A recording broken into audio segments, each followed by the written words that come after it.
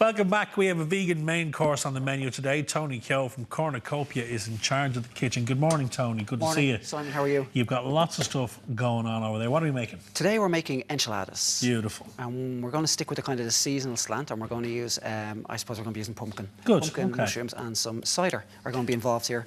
So there's several different types of pumpkin. Okay. As you can see, there's loads of them out here today. Now we have all different shapes and sizes. Courgettes, now these are actually related to courgettes as well. Pumpkins are in the same family. Okay. Butternut squash, these munchkin pumpkins. Butternut squash, I have to say, are the best. Yeah. You know, they're sweeter, they're nuttier, they've got a nicer texture, and they really puree really quite nicely, and they're not stringy or fibrous. Any mammies and daddies out there now would be well used to puree and butternut squash for the babies. Yeah, exactly. Love it. Okay, so we'll get started. So now this is a prop pot, by the way. Okay. So a prop pot. I've got the real one here. So just for TV time. So leeks in here. Cider. This is so easy, okay? Leeks, cider, spices. I'm just going to quickly go through these. Right. Cumin, coriander, smoked paprika, 2 types of chilli, cocoa powder, allspice, cinnamon and bay. Now, that seems like quite a lot. Cocoa powder? Yeah, just a pinch of cocoa. Oh, you naughty boy. Yeah, but you can actually buy those spice mixes, Simon. You know, like the Mexican spice mix? Yeah, because that's like in a mole they'd use cocoa powder. Yeah, exactly. And it saves then having to use all these spices, because I know there's quite a lot there. And then you pour in some passata. Okay. And then what we do is we just put a lid on. And then you cook that away for? Cook it away for 20 minutes or so. Just reduces down. And leave a little bit of gap for the steam to come out. Okay. Just so it cooks off the cider. So that cooks down then to this? Cooks down to this, yeah. Very good. Okay. And this is leeks. Leeks with the spices, the tomatoes. We've got some black beans going in there. Whey for protein. We have some butternut squash, which is cubed up. We have some portobello mushrooms. Is that raw or cooked? Oh, it's cooked. I've cooked that. So you've cooked it off already? Pre-roasted that for about 20 minutes, there and about. Okay. A little bit of lime zest. Gorgeous. And let me see where I'm just going to use this spoon here. And a pinch of salt. Lovely. So quite a lot involved, but we'll have all the details up on our website. Well, anyway, but also you can take a shortcut if you just buy a spice mix in the store, buy like an enchilada sauce and then a Tex-Mex spice mix. Right. It'll cut 7 or 8 ingredients out of the mix. So this is the main event in terms of this is the filling for the enchilada. This is the filling, yeah, exactly. Okay, so to prepare our enchiladas, I have some tortillas here. Okay. So I'm just going to put a spoon in here. Okay. In the centre. Now, there's different ways of doing this. If you see any bay leaves, take them out. Okay. Bay leaves are not very edible. They're just not that nice. They're not very good for your stomach. Great to deliver in flavour, but not great to eat. Not great to eat, exactly. You wouldn't make smoothies out of them. No, you wouldn't, though. Okay, so you have your enchilada here. Okay, so I'm just going to fold this in, like so. Now, there's different ways of making it. Normally, you make them to a long cigar, but the way we're doing them here, just so they fit in the dish, actually. Okay, yeah. Is we're going to fold them in the centre, like so. Then I'm going to tuck in the edges. Now, this one is for demonstration only, so you won't be eating this one. This will be coming home with me later on for my dinner. Okay, so you make it into little parcels. Little parcels. So we're going to make one. We're going to make 4 altogether. Very good.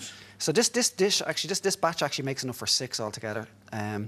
So we're just going to make 4. So when you added in your squash and your mushrooms and that, so how long more did you cook that mixture down for? Oh, the mixture. Well, the way I did it was when the leeks were sweating down. Yeah. I had the butternut squash and the mushroom in the oven together, roasting just for about 20 minutes until soft. Okay. And then so everything was kind of ready at the same time. The beans then I just used a tin. You know, the tins are very handy. Tin of black beans. And you could use cannellini or haricot or kidney beans actually would be grand, or chickpeas, or you could leave out the beans. Butter beans would be lovely as well. Yeah. Or if you wanted, you can even leave the beans out and you could go for you could put in like a different type of protein. You know? Very good.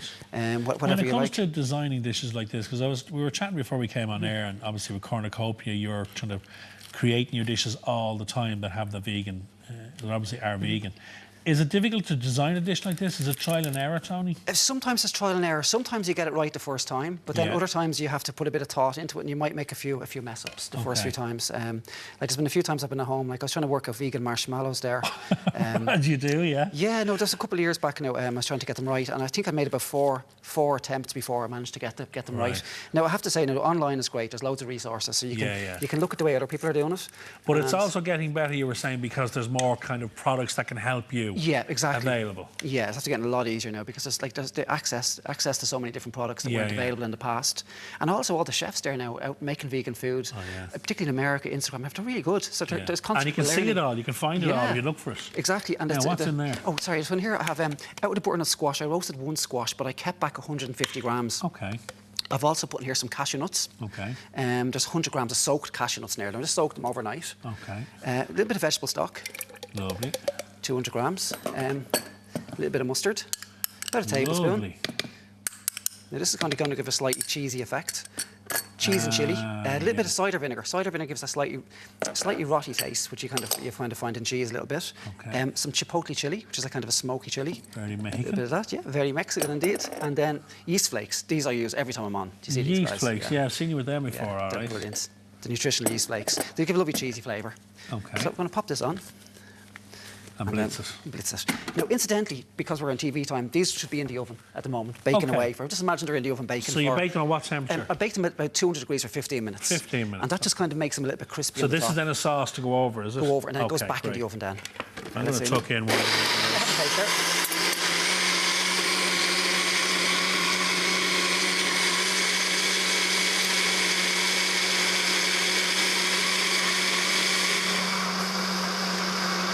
Holy moly, Tony. It's okay? That's beautiful. I'm just cut that open so people can see the inside, what's in there. Look, that is packed with all the goodness. So you blitz that, and that's going to be your sauce. This is like it's kind of like a cheese sauce almost. So these, just imagine these have come out of the oven after 15 minutes, and we're just going to layer the sauce over the top then. Now, you can do it all together, but I tried it both ways at home, actually. And when I did it with the sauce over the top, it actually came out that the sauce and the bread kind of melted together almost. They weren't as nice as they should be, you know. Tony, that is so good. It's kind of cheesy, isn't it, as well? The flavour is absolutely beautiful. And as I said, you can make it easier if you just use if you just buy a spice mix in the store. It saves having to use all those spices And it because feels as light as a feather. Yeah, it's nice, isn't it? And it gets kind of moussey as it kind of bakes up. So when you put the sauce on, then how long more in the oven? This goes in for 15 minutes, and then you come out. Now, it's important you serve them straight away, because if they sit for any amount of time, they start to get kind of very spongy. The texture kind of deteriorates as the moisture from the inside kind of soaks into the bread. And then I've a little bit of sour cream then, just so they come out of the oven, we'll imagine. Yeah. And then, I've got some here, I baked. These guys here. So They're the finished item. these are the finished items here. So, So you dress them with your sour cream. Yeah, sour cream. So I'll just pull one off here. Whoa. Tony, I have to say the flavour is sensational. And the spices. Yeah, it's just a combination of those spices. Yeah, it's lovely, all isn't it? coming through there now, the spices. That's absolutely delish.